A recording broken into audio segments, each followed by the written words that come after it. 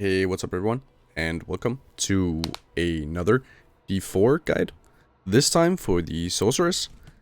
This is a extremely, and I mean extremely tanky Sorcerer build.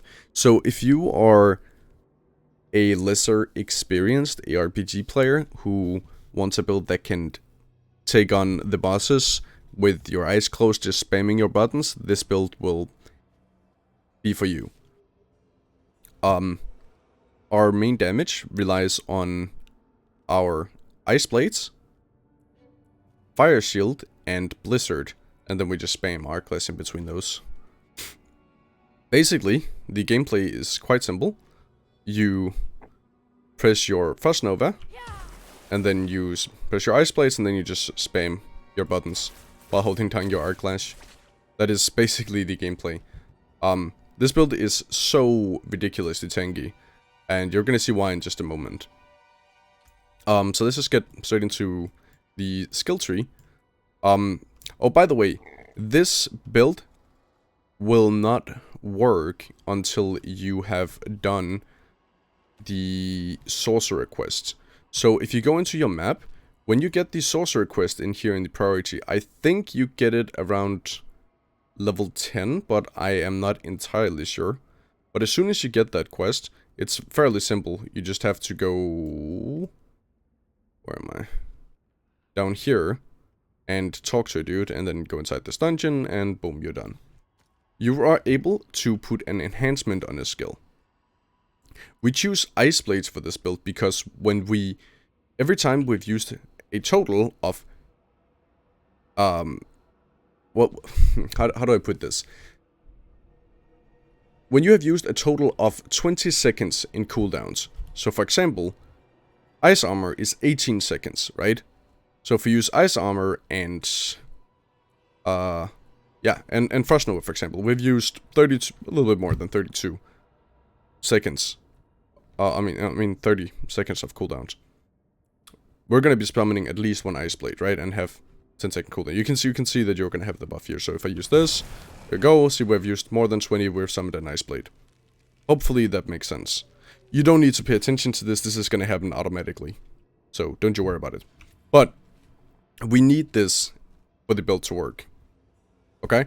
Until you get that, I personally preferred playing this as a lightning build with Spark, Enhanced Spark, and the Glittering Spark, Chain Lightning, and just some Enhanced Lightning. That's personally what felt the best for me, but you can mess a little bit around with it. It's not too big of a deal at that point. But as soon as you get that, and you are able to pick Ice Blades here, the build is gonna go insane. This is an extremely good build, I promise you. So anyways, for our skill tree, we use Arc Glass. We just pick enough points, and of course the enhanced and glinting Arc Glass, because we need to get as much... Oh, I'm sorry about that.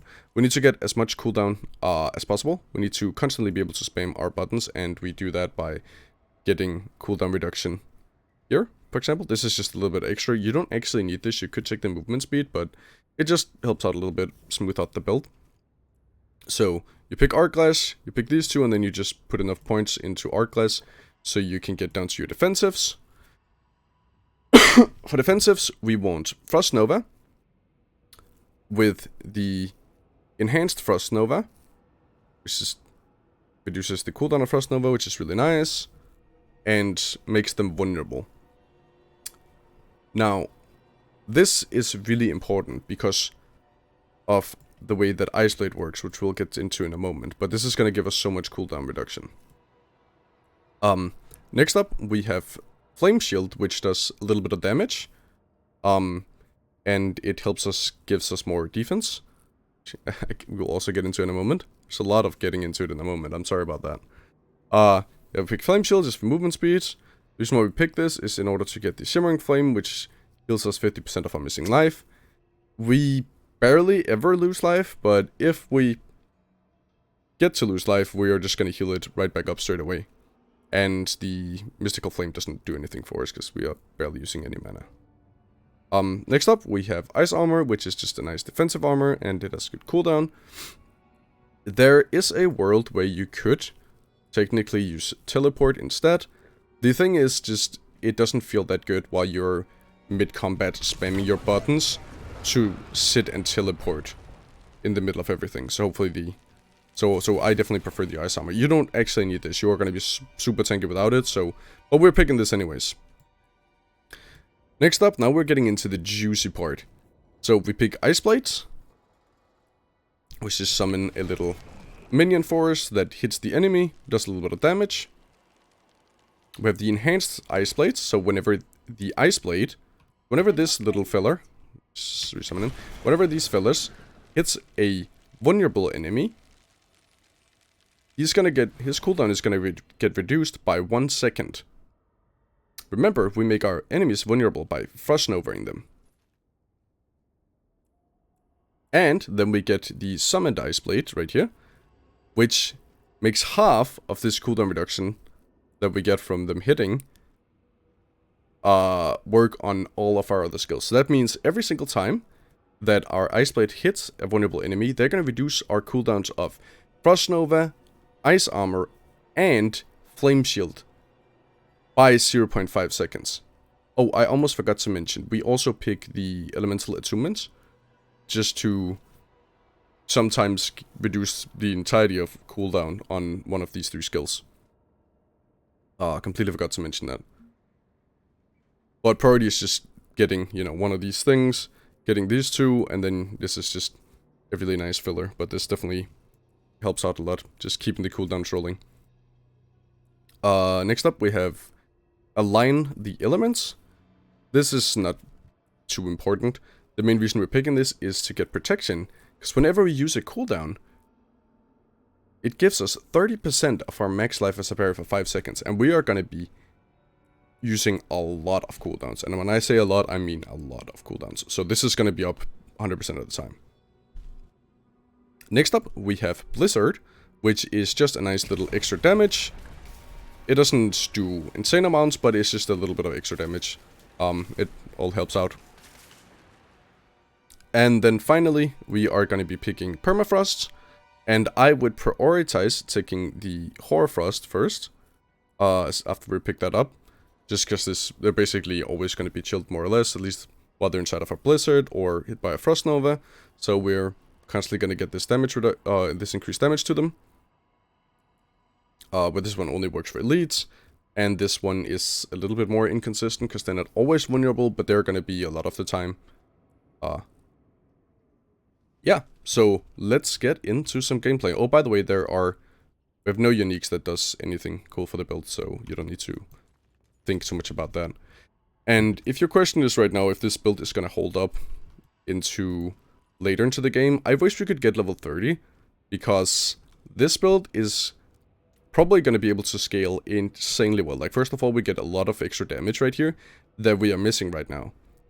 Secondly, we are also going to be able to pick up Shatter, which is going to make the frozen enemies explode, and we're going to make everything explode later on once we get our second enhancement. Because the Frost Nova enhancement makes it so Conjuration skills, which means our Ice Blades, which we're going to have like 5, 6 going at one moment, they have a 30% chance to cast the Frost Nova when they hit an enemy. So they're going to Frost Nova the entire screen at that point. I assume, if it works exactly the way that I think it will. But again, we're only able to get 25, so yeah. Let's get into some gameplay. We are back in Light's Watch, just like I was for the Rogue, but the reason why I chose this dungeon is the dungeon is fairly short, and on top of that, the final boss in here does do a decent amount of damage, so this is a perfect place to show exactly how tanky this build is. But you see, I'm just standing still, spamming my buttons. The gameplay is quite simple. I gather up some mobs, I press Frost Nova, and then I just spam my cooldowns as they come up. Spam, just hold the fucking, sorry, cursing.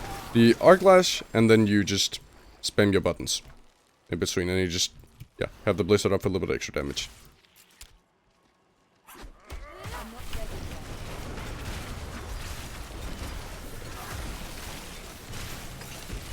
The clear is not as insane as the 2 other builds that I did. However, do keep in mind, once we get the Shatter, plus the Frost Nova on our Conjures, on our Ice Blades, right? Then we're gonna get insane amounts of extra clear. But I will say, the Tankane makes up for the fact that we are... Oh my god, I actually need to turn down the in-game volume, I'm sorry. It's stressing out my brain for some reason. I apologize, there we go. Our Tankane is more than makes up for the fact that we don't have, like, extreme AoE damage, because we're literally able to just stand still and just spam our buttons. We're just standing still, spamming 1, 2, 3. While holding down our Clash. So, super easy gameplay. And super easy and very effective gameplay. Which I think is going to be perfect for people who are not as experienced with ARPGs or who don't feel like dying a lot. I assume this build is going to be extremely good for hardcore as well, if you're into that kind of thing. And yeah, this is insane. I cannot wait to show you how good this is on the boss, because it's ridiculous. You're gonna see exactly how tanky this build is. But you haven't seen my HP drop once. And if my HP drops, do keep in mind the Flame Shield heals it back up, so it doesn't really matter. So just go in here, I'm stunned, plus Frost Nova, Ice Blades, and then just, yeah, spamming my buttons whenever they come back up. Oh, that's that annoying CC thing that makes me unable to play while inside of it. It's a little annoying.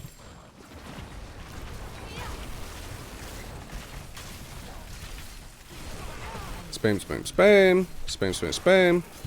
See, we have... You can also see that our HP pool is going to be blue, which means we have barrier up. Well, we're going to have that all the time. Like, it's basically never going to be able to drop down. And should it ever drop down, we are going to be able to heal back up with Flame Shield, so... Yeah, nothing, nothing will stop this build. I need more time. Boom, boom. I was also playing around with a Explode melee wizard. The main issue is that I don't think that build is gonna be very good for most players, because it's a little weird in terms of playstyle, so I don't feel like I could recommend it, but maybe, if there is time in the next beta, I might sit down and make a guide for it. But for now, I feel like this is the go-to sorcerer build for me to recommend. Just because of how insanely strong it is. Like, it has more than enough damage to survive everything, to kill everything, and has insane defenses. Stand still here, just stand inside of a blizzard, and then just spamming our buttons.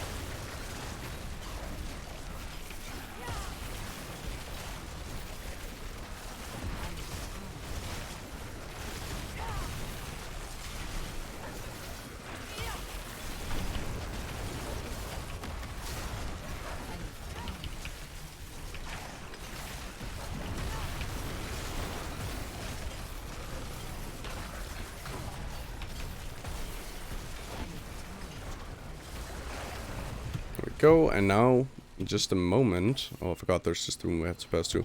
Okay, we're almost at the boss.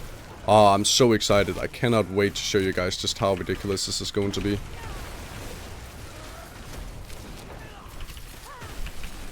This is absolutely insane. I am oh, I really just want to rush. I really just want to rush. But at the same time, I also just want to give you an idea of the clear that we have at the moment. As I said, the clear is mediocre. It's not insane, but it is more than enough, right? It's more than enough. And it's gonna get absolutely insane as soon as we get the Shatter. Because then where mobs also gonna explode when they're frozen, right? So all these mobs would explode and do damage to each other, and it's just gonna chain. And we are also at the point of our skill tree where we are able to pick up a lot of good damage nodes.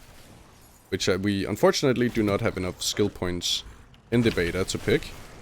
So the increased damage against vulnerable enemies and frozen enemies. As I was showing you at the bottom of the tree, we do not have access to those just yet.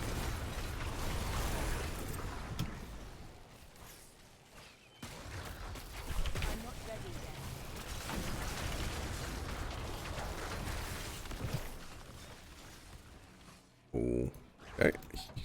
Almost there. I need more time. Let's see if I can get to the boss room. They can show you guys this. Alright. I am not gonna have to use a single potion or move throughout this fight. So I push Blizzard once and then I just hold down Arc Lightning and spam my cooldowns. And yeah. Completely trivialize this boss. This boss usually can be a little scary on some builds and actually do some damage to you, but you can see we are completely chilling.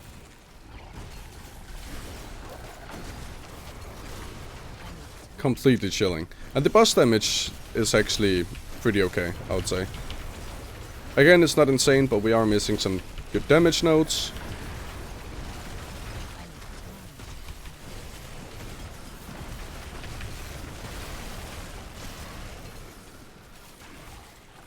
Just gonna keep standing in this. Ah, okay, it's not close. As you can see, I am taking 0 damage. So, I hope this build serves you well. I hope you enjoyed it. If it helps you out, I would appreciate if you would give this video a like. And I hope I see you in my next guide, my next D4 content. And yeah, I'm really excited for this game. It's gonna be epic. Take care.